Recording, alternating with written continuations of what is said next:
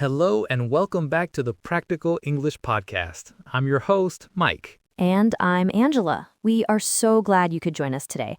How are you doing, Mike? I'm doing great, Angela. I was just thinking about how important the simple act of asking a question is. The other day, I got completely lost trying to find a new cafe, and I was too shy to ask for directions for about 10 minutes. Oh no, did you eventually find it?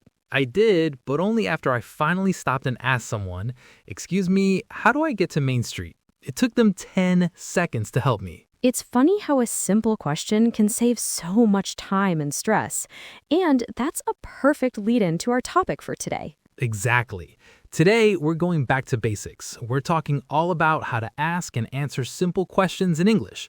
This is a fundamental skill, whether you're a beginner or an advanced learner looking to polish your conversational skills. That's right. Questions are the engine of conversation. They show you're interested, they help you gather information, and they allow you to connect with people. So let's get started. Okay, so the first and most important category of questions is what we call WH questions. Right, because they all start with the letters W and H. Exactly. These are your essential information gathering tools. They are who, what, where, when, why, and the honorary member how. Let's break them down one by one. First up, who. This is used to ask about a person. For example, who is the CEO of this company? Or who did you go to the cinema with? Perfect. Next is what. This is very versatile. You can use it for objects, ideas, or actions. What is that? Or what are you doing this weekend? Then we have where, which is all about location or place. Where is the nearest library? Or where were you born? When is for time or date. When is the meeting? Or when did you finish university? And why is for asking for a reason or explanation. Why is the sky blue? Or why were you late for work? Finally, we have how. This is used to ask about the way something is done or the condition of something. How do you make pasta? Or how are you feeling? And how has some great variations too, right?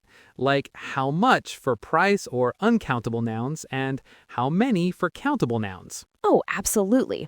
How much is this t-shirt versus how many people are coming to the party? Also, how often for frequency and how far for distance. They are incredibly useful. The grammatical structure for these is usually pretty consistent. It's WH word followed by an auxiliary verb like do, is, or can, then the subject, and then the main verb. For example, where do you work? That's a fantastic point, Mike. Forgetting that auxiliary verb is a very common mistake for learners. They might say where you work, but that little word do is essential to make the sentence grammatically correct. Okay, so that covers the WH questions. The other main type of question is the yes-no question. Right.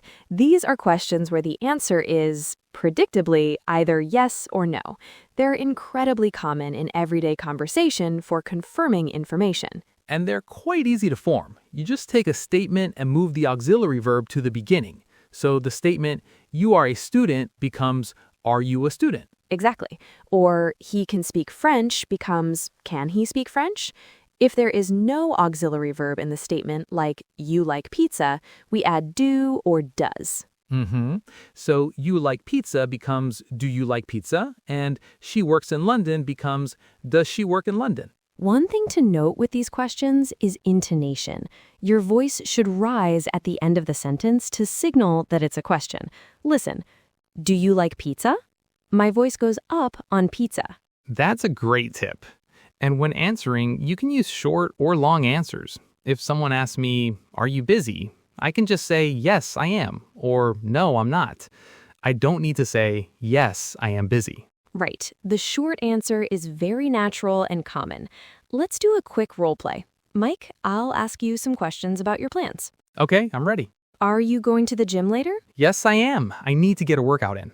Okay. Will you be home for dinner? No, I won't. I'm meeting a friend afterwards. Should I save you some dessert? Yes, you should. Absolutely. See, it's a very simple and effective way to exchange information quickly. All right, we've covered the theory. Now let's see how these questions work in some real-life scenarios. I love this part. Okay, scenario 1, ordering in a coffee shop. It's a daily activity for many people. I'll be the friendly barista, and Mike, you be the customer. Okay, sounds good. Good morning. What can I get started for you? Hi, can I get a medium Americano, please? Certainly. Would you like any room for cream? Yes, please. Just a little bit. And do you have any almond croissants today? Yes, we do. They just came out of the oven. Would you like one? Perfect. I'll take one. Is that everything? Oh, no, wait. How much will that be? That's $7.25. Will you be paying with cash or card? Okay, let's pause there. That short exchange was packed with questions. It was. We had, what can I get started for you? A WH question. Then several yes-no questions like, would you like room for cream? Do you have any croissants? And will you be paying with cash or card? And I used how much will that be? It shows how these question types are mixed together naturally in a real conversation. Okay, scenario number 2, meeting a new person at a social event, like a party. This can be intimidating, but questions are your best friend here. Definitely. Small talk is built on questions. Let's roleplay. I'll start the conversation this time. Go for it. Hi there. I don't think we've met. I'm Mike. Hi, Mike. I'm Angela. Nice to meet you. This is a great party, isn't it? It really is. So, how do you know the host, David? David and I play on the same volleyball team. What about you? Oh, cool. I know him from work. So, you play volleyball. Are you in a league? Yes, we play on Tuesday nights. It's a lot of fun.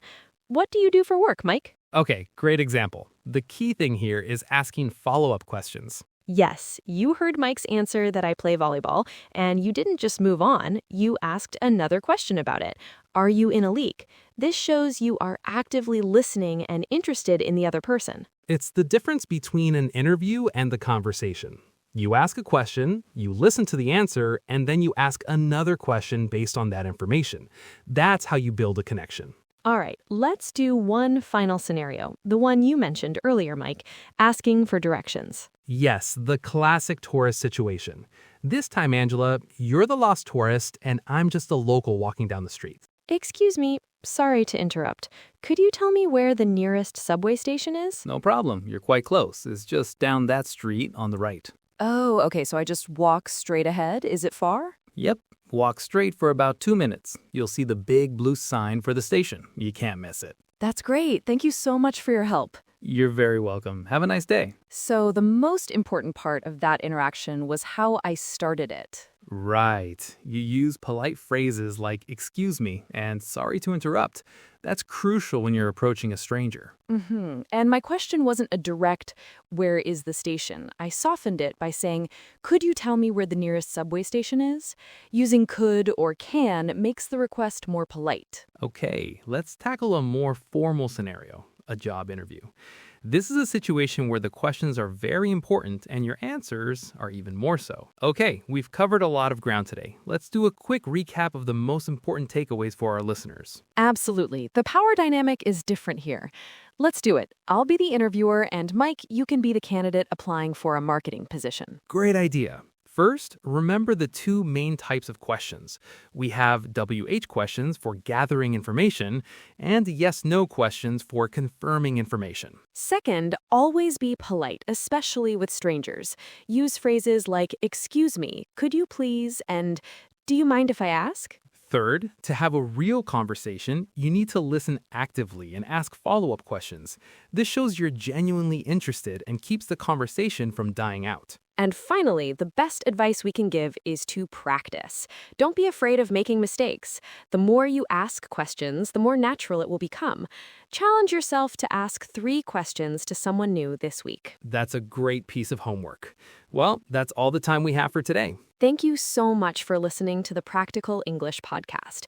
We hope this episode helps you feel more confident in your conversations. You can find the full transcript of this episode along with a vocabulary list on our website at practicalenglishpod.com. And be sure to subscribe to our podcast so you don't miss our next episode. Until next time, keep practicing. Bye for now.